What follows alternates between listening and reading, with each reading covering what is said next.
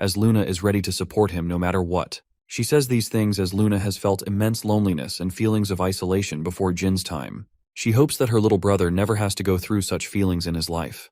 With that, they return to their training session. After the training, Jin excitedly shows off his new weapon to Murakhan, who doesn't think it's a great weapon for his current skill level. It's necessary for the boy to acquire some level of mastery with his Shadow Force to activate Bradamante's potential. Jin is way too weak at his current level, but he hopes to reach 3 stars in Shadow Force soon. Murakhan is offended by the boy's arrogance and emphasizes the caution one has to take just to use holy weapons of the Patriarch. Instead of 3 stars, he advises the boy to reach 5 stars instead. Jin is a defiant child who doesn't want to wait too long. He hopes to accomplish the target by next year, a claim that upsets Murakhan. To further annoy him, Jin takes his book, threatening to rip it apart. Fortunately, Jilly comes to inform the boy about Garen, who wants to meet him for a briefing of his latest mission. Jin is surprised. He learns that his first mission will begin after the end of the break. Although he is glad, he doesn't understand why it has to begin right after the break. Jilly knows that missions are tough even for the intermediate cadets. Jin is intrigued and wants to explore the matter with Garen. He enters the room to meet Garen, realizing that he is to execute a mission with 10 novice-class cadets. They will be split into groups of 2. The objective is to scout the border area of the Jian Kingdom. This kind of area is normally too dangerous for cadets of the beginner level. Jin thinks it will be tough, especially when you consider the fact that his teammates are weak as hell. The boy thinks his father has something to do with the mission conditions to be so strict. He wonders if Velop is related to the matter. Nevertheless, the boy is prepared to prove his skills to the Divine Star Knight, proving that his resolve is harder than steel. 4 days passed. They were on their mission to rescue Sember Bill of the Bill family. They took the initiative to set up camp near the border immediately, then they will commence operations. Each day, a group will be used to exchange information with their base camp. Jin is the leader and wants his allies to address him as such. Anyone injured will rest and take breaks plentifully to ensure the success of the mission. Jin learns that there aren't any werewolves in the area. He's impressed by Velop's insight, who is acting as the mediator for information. The group leader furthers the search on Area 13. Something about the mission bothers him. While it's true his father played a part in assigning the mission, everything is going comfortably smoothly. The boy wonders if his intuition had been incorrect about the mission. The land beyond Area 13 is called the Land of Halfman. It's a dangerous area well beyond the skill level of the novice cadets. Jin wants a smooth victory instead of exhausting his resources. Suddenly, Velop comes with a striking development on the situation. Jin receives the alarming news of Group 2 succumbing to an enemy attack. He immediately prepares to move, and learns from Velop that they were attacked by 3 human assailants. It's possible there are more than 3 enemies. Jin tells his subordinates to return to the base camp. He leads the charge against the enemies while reducing their intentions. There are many questions troubling Jin, but he's prepared to exact his revenge against the enemy. Traces of blood terrify Velop. He fears Mesa's group got annihilated. However, Jin thinks there is hope as there aren't any pieces of flesh around. It's possible only one assailant is attacking them. Jin comes to discover a bloodied bandage. With this discovery, he deduces that Group 2 switched tracks after sensing another threat near the vicinity. He wants Sierra to go with Eddington and David, while Jin is to pursue Group 2 with Velop. They both manage to find Group 2 fighting against their enemies, but Mesa is nowhere to be found. He commands Velop to attack the one on the left. Jin coats his weapon with Shadow Force, increasing its attack potency. He launches the blade, instantly killing one of the assailants. As for the second, Velop launches his attack, but Jin is quick on the draw and slashes him from behind. With that, both assailants have been defeated. Jin learns about Mesa's capture. He gives the assailant 2 choices, both spelling his doom. This terrifying 15-year-old is ruthless and promises to kill every person the assailant has ever known. The man doesn't want his family to face doom, so he spills information about his connection to the Kinzalo faction. They're a terrorist group who became responsible for killing the king of the Jian Kingdom in the original timeline. Under the guise of revolution, they wear a secret intention to conquer the world. Jin inquires about their intention. Unfortunately, the assailant is one of their underlings, so he doesn't have much information about their main base. He tells him about a different base that houses 20 martial artists and sorcerers. As for his final question, Jin wants to know why they kidnapped Mesa. He learns that it was their order to capture the female cadets for a political goal. After receiving this information, Jin lands the killing blow, refusing to be merciful to his enemies. 1 hour has passed since Mesa's capture. He wants his subordinates to request support after healing. Jin is prepared to tackle all 20 assailants himself.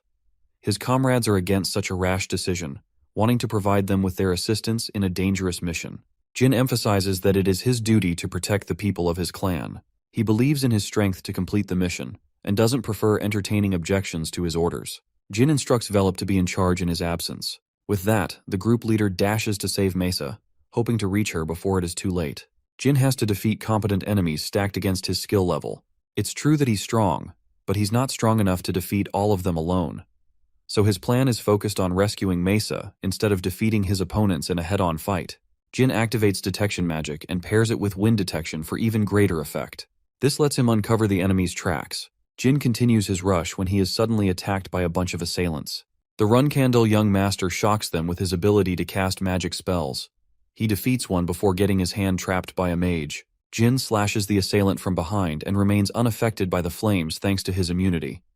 The mage deploys the use of ice magic to beat him, but even that is rendered ineffective against this monster. Defeat is certain as the sorcerer meets his end.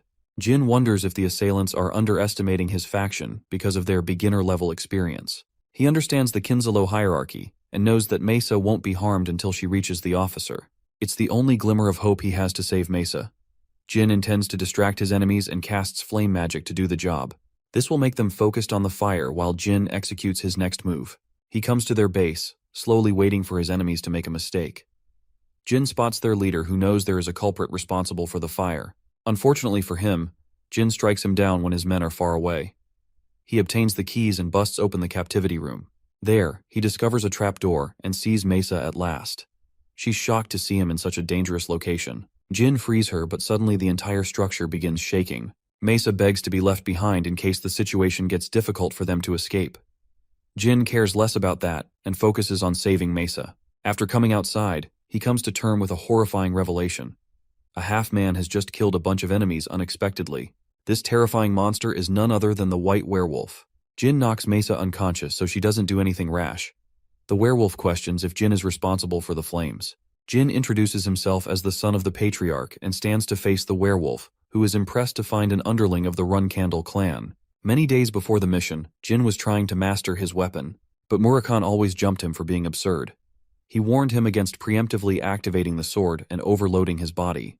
Much to his annoyance, Jin stopped his pursuit. In the present, he is faced with his most difficult threat. Quazoidotruca is a warrior-class creature of the white werewolves race. These monsters are born with the desire to slaughter their enemies. They're formidable creatures capable of defeating 6-star knights, and they bear a special hatred for the Runcandels ever since Tamar killed their god. Jin is in a real pinch. He has no way of safely delivering Mesa with this guy on his tail. The only way out of this situation is through. The monster questions if the Runcandel will fight him head-on or choose to cower and run. Jin answers that he will fight with honor. This response triggers Quasito to burst forth for an attack. He uses his giant sledgehammer to crush Jin. Fortunately, he evades the strike, but only momentarily. Jin is overpowered by the monster's immense speed and strength. He's barely able to stand his ground, but thinks there's a chance as long as he can activate his secret weapons. Jin doesn't want to risk the use of Luna's pendant. He desires to reach the top by overcoming this difficult challenge.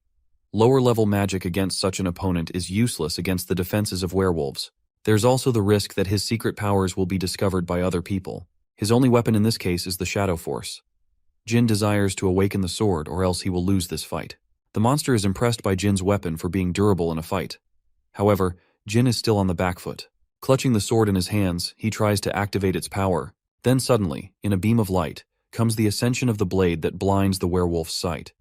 A decisive slash cuts through the air. The monster falls to his knees, having suffered a major wound to its belly. Jin declares the end of the fight, standing atop as the victor of this battle. However, the drawbacks of his sword start to overwhelm his being. Murakhan warned him against this. The horrors of his past, the haunted voices inside his head begin to devour him. Murakhan comes before the boy, reminding him of the price of activating the sword too early. With the shadows overwhelming his body, he encourages the boy to take his stand, or else he will lose his consciousness forever. Jin remembers to release the Shadow Force, but it's an impossible task as he is swarmed by the dark energy engulfing his body. Jin aims to achieve a level of calmness, and finally removes the pain from his body. Luckily, he didn't incur any wounds, but his body is still overflowing with the Shadow Force. With what little strength he has, he tries to get up to save Mesa. Suddenly, he senses the presence of a random man. The man tells him that he isn't associated with Kinzalo. In fact, he's Sember Bill, the man they were looking for. Jin tells him that he's supposed to rescue him on behalf of the Runcandel family. Hearing this, Sember celebrates in joy. Jin rescues Mesa and asks how Sember was captured by the Kinzalo. He explains how he found a lover. Unfortunately, she died 2 years in the past, but he was shocked when he found the same woman who deceived him, leading to his capture. Hearing this, Jin immediately realizes it's the work of the Transfigurator. Sember's capture is linked to a combined attack from Bubar and Kinzalo. Jin hopes to meet him soon to uncover his intentions. As for Sember, he's greatly indebted to Jin's contributions in this mission. He wants to help him in the future. The mission is finally complete, as Jilly congratulates Jin upon his return. But more than that, the devious little cat bites his hand. In response, Jin tosses this dude in the window. Murakami is frustrated that Jin got ahead of himself and activated the sword when he wasn't even ready. He ragdolls Solderet's last contractor for being stupid enough to risk his life. Jilly tries to intervene, but he shuts her down too. Jin counters that he didn't want to waste his pendant, especially when there are more powerful enemies waiting for them. More than that, he's curious how Murakami was able to tell about the sword's awakening. It's because Jin's growth in Shadow Force shot up by activating the sword. Shadow Force overload is no easy task. 9 out of the 11 users succumbed and crumbled. The only ones that didn't are both Murakami and Jin. Still, he fears having to go through such a terrifying level of pain. The Dark Dragon makes a request for strawberry pie while he's at it, but feels devastated when declined. Talks of Jin's victory over the White Werewolf have raised suspicion. It's clear that Jin's ability is only ranked around 3 stars, so it would be impossible to beat the werewolf. Anna theorizes that the monster he faced must have been weaker than him. However, Miu doesn't buy that explanation. The both of them turn to the Tona twins for an explanation. They wonder if Jin truly defeated the monster out of his league. There's also the part where he's now in the intermediate class, which means both Haytona and Daytona are going to eat shit. Miu and Anne find their situation hilarious. Anne glares at them, giving them a sharp warning if they were to lie. The brothers confess that they're deathly afraid of Jin. Anne is prepared to help these clowns through their slaves. The intermediate class thrives on the survival of the fittest. Only the best of the best remain from cadets of 3 stars to 5-star levels. As for both Anne and Miu, they've made a bunch of these cadets as their very own slaves. They're ready to deploy them to Haytona and Daytona to beat Jin. The perspective shifts to our boy, who has reached 4 stars in Shadow Force as a result of completing the mission. There's an imminent risk of using his full powers, so Jin wants to reach 6 stars swordsmanship within the next few years of his life. He hopes to become an exceptional swordsman before climbing to rank 7 as a master. However, the strongest swordsmen are all 8-star knights or above. In fact, there are only 100 brilliant knights of such level on a continent with a population of 2 billion. But there's even more. One class that exists beyond even 10 stars. The divine star level of the Patriarch Tieron, who has achieved the strength of a demigod. That's his goal. Jin aspires to climb the heights of a divine star knight to surpass his father. But for now, his current objective is to deal with the intermediate class. The Tona twins are going to pose him much trouble aside from the rest of his siblings. The novice class was easy and supportive because they were newbies. But when it comes to the intermediate class, things are different. The only measure of strength is power and skill. Jin's objective is simple. He will dominate the intermediate class and make his mark. He is summoned to a meeting with his mother, who congratulates him with the completion of his first mission. At the same time, she learned from her butler that Jin refused to stay in the new room. The special room is designed for the people who will become the Patriarch. The room has been empty, so she wants Jin to use it. However, her son declines the offer, stating that it's just a room and that he doesn't fancy spacious rooms. He's satisfied with what he has. Hearing this answer, she tells him to take his leave. Rosa is confused about the ambitions of the boy, not understanding if he is full of ambition or devoid of it. It was clear that he would have been treated with brilliant support after acquiring the room, but at the same time, Jin would become the target of his siblings. The offer was a test, and our boy aced it to his mother's expectations. Jin returns to inform the novice cadets about factions that are linked in an intermediate class. Since these fresh cadets will be considered a part of Jin's faction, they're going to face scrutiny and harassment. But their leader isn't going to sit around and watch. He hopes to conquer the intermediate class immediately. As caution, Jin advises them to stay on their guard and be always accompanied by an ally. The following day, Jin Runcandel, an experienced 8-star knight as well as the younger brother of the Patriarch, offers his speech to the cadets who are promoted to the intermediate class. Jed will not be involved in any serious events and exists only to evaluate their swordsmanship. He roars his message to remind the newbies of their cold motto. Strength is the only thing that matters, so anyone weak will be discarded from the clan. Jin senses that this is an attempt to intimidate the freshmen. He spots the Tona twins, and also spots an unusual-looking warrior next to them. For some reason, he guesses that Anne and Miu are operating from behind the scenes to intimidate the newbies. Mesa observes Jin, who is walking straight towards the Tona twins. He takes out his blade and slashes the man right next to them. To everyone's utter shock, the man loses his arm as Jin hopes to emphasize to his enemies that he's the one in control, instead of the other way around. When asked for his name, the cadet introduces himself as Kazin Romero. The Tona twins try to interfere in the matter, but Jin shoots them a warning to remember. One of the brothers gives in to anger and accidentally blurts out the cadet's allegiance to his faction. This is exactly what Jin was looking for. He further provokes them by stating he had a petty reason for slashing the man's arm. War between the Runcandel siblings has already started. Jed realizes that the twins' trap worked against them. With Kazin's allegiance to their faction, Jin's act is no longer seen as a selfish mistake. Instead, it is considered the War of Ranks, a tradition of the Runcandel clan. Right this moment, Jin shouts his name loud and clear, reminding the intermediate class that he will not hesitate to cut anyone down if they prove to be hostile. But this level of defiance has pinned him against the 8-star knight. His uncle Jed is infuriated by his words. Jin states that he's contesting the decisions of Jed. Offended, the 8-star knight materializes his weapon, vowing to kill the boy if his reason lacks conviction. Jin responds that Jed is responsible for leading the immediate class. He could realize from that moment that he is perpetrating the attack. Hearing this, the powerful knight thrusts his blade against Jin's face, grazing him as a warning. The young master emphasizes that he didn't feel offended. As for why he didn't contest Jed in a head-on match, it was clear that he would lose, else he could have attacked him from the beginning.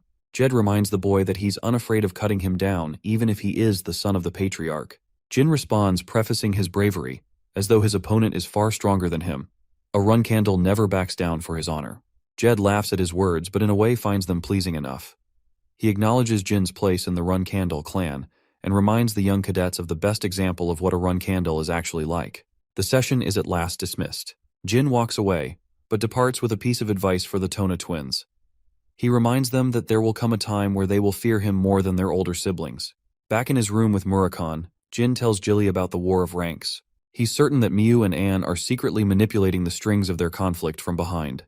Jin slashed Tae Cadet, who stepped out of line.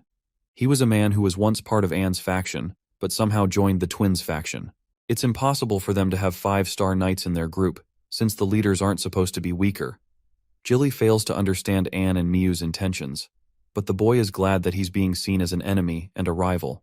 They can abuse their power to manipulate the difficulty of his missions to ensure Jin fails. But apart from that, there's not much they can do, since Jin is capable of fending off their threats in individual operations. That's exactly what Jin is intending to do. Since he knows he will be forced to handle difficult missions, it will allow him to stack a number of wins and become stronger. He can also take Murakhan along for safety measures. Jin has a different role for Murakhan. The following day, the Tona twins and Jin share a meeting with their uncle. They are informed about the special training privileges they will receive as Runcandel pureblood heirs. The training will be difficult, but it will embody the character and motto of the Runcandel clan. The Runcandel's fighting style is deprived of standard swordsmanship. They have special moves reserved for flag bearers to learn. Since their fighting style is mostly unorthodox, it sets them apart from other clans. Jin predicts that it's because the physical abilities of the Runcandels are unique. The bloodline of these swordmasters allow them God-given talent for sword mastery. It's in their blood to be born with such special ability. Compared to that, their training will be focused on simple movements. The task is to hold a steel ball. Jin senses that there's something inside. The steel balls are called singing stones. They generate specific sounds upon each strike. Jed demonstrates by striking the steel ball, which produces a sharp clang, deafening their ears. Then, the Commander Knight strikes a second time, but there's a twist. A beautiful melodic sound is created. Each sound depends on how hard the ball is struck. The objective is to strike perfectly to release a beautiful sound with each strike. Jin realizes that this is the most effective form of training for the Runcandels. But even so, it's still too easy and simple to be called a secret training method. Jed attempts to produce the third and final sound. Jin is curious. The blade hits the stone when he suddenly realizes the effects. Jin pushes his brothers away as the steel ball explodes to oblivion. The Tona twins are shocked while Jed is impressed by the boy's sharp senses. The stones will always explode when struck with too much power. This basically means their lives are at risk in the name of training. Jed explains that all of their previous siblings experienced the same effects of the explosion. Jin wants to know how Luna was able to dodge. Jed explains that she didn't even try to dodge, and succumbed to the destruction of the blast. But she was so powerful in her defenses that it didn't even hurt her. This response leaves not just Jin but also his brothers completely speechless. The power of having a cracked elder sister. Jed assigns them their mission, which is to train until they can create the beautiful sound at will. The scene cuts to Luna, who learns about Jin's recent assassination attempt. She is aware of Miu and Anne playing around, but she also knows they're not foolish enough to attack him at the Storm's castle. What's more, their lives would be at stake if the Patriarch uncovered their plans. Luna's maid wonders if the boy lied to her sister at the time. She knows it is possible since he was so young, and they have yet to find any traces of the assassination in the past 5 years. Luna remembers him being extremely cautious of her, but remembering his face, she could tell that his words were genuine. Luna instructs her maid to keep an eye on Miu and Anne's schemes. She wonders what Jin is up to, especially when she recalls her experience with the singing stones. The very next day, Jin is barely able to maintain his posture. It's the toughest form of training he has ever been a part of. Jed is supervising their training. Our boy was severely mistaken when he thought this training was related to their physical abilities. Instead, it is focused on increasing one's aura. Jin has to increase his aura to make up for his lack of strength. He aims to remain calm. It's not an impossible task, as the Tona twins managed to complete it in his previous life. Jed observes each sibling struggling, but only Jin shows the most amount of progress among the three. It's possible that he will overcome Luna's record for the singing stones. The training concludes with the Tona twins facing utter collapse. Jed is impressed by their endurance nonetheless. As for Jin, his dear uncle is offended that he's the youngest of the siblings because this boy is a diamond in the making.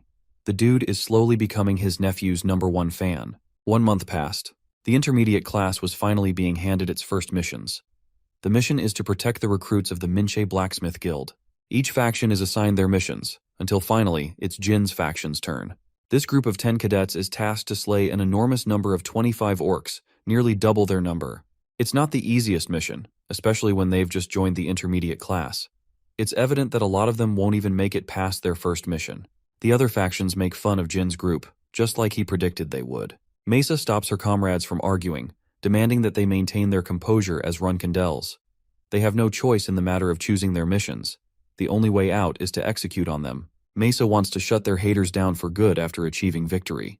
Diatona ends up striking the singing stone so hard that it explodes right on him. Jin barely evades the explosion before getting struck by the blast.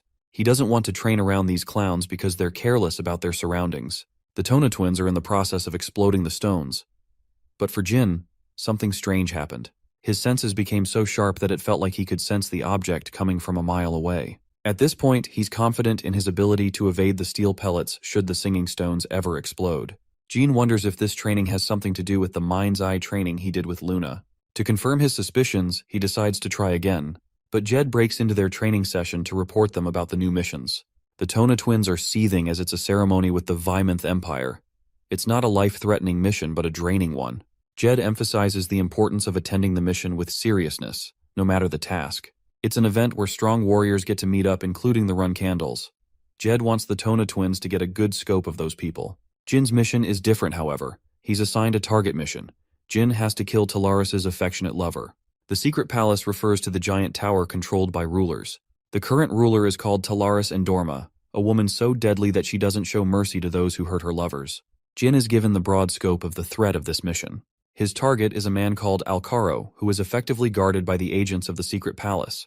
What's more, this kind of mission is usually assigned to guardian knights, prompting Haitona and Diatona's reactions. Jin is intrigued by the request. He wonders if the Chanderer family really wants to assassinate one of their own people. Jed explains that his family tried numerous times to retrieve Alcaro to preserve the family's secrets. With no options left, they pinned an assassination request over his head. Jin accepts the mission with conviction, much to Jed's shock, as it is well beyond Jin's current skill level. Jed decides to entertain his answer. He tasks the three to go out for the mission in 3 days. The Tona twins are actually worried for Jin's life, because even they understand the gravity of this mission. They advise him to state his name as a Runcandel, thinking it would be enough to help him. Our boy is shocked by their consideration and slices the steel ball perfectly, producing a gentle sound. Jin has already achieved mastery, and by the time he returns, the Tona twins will be forced to side with him. Even Jed believes they should make the sensible choice of following Jin, because their very lives will be at stake if they don't. The day of the mission is here. Jin will be designated in the dangerous Mahmit Lawless region.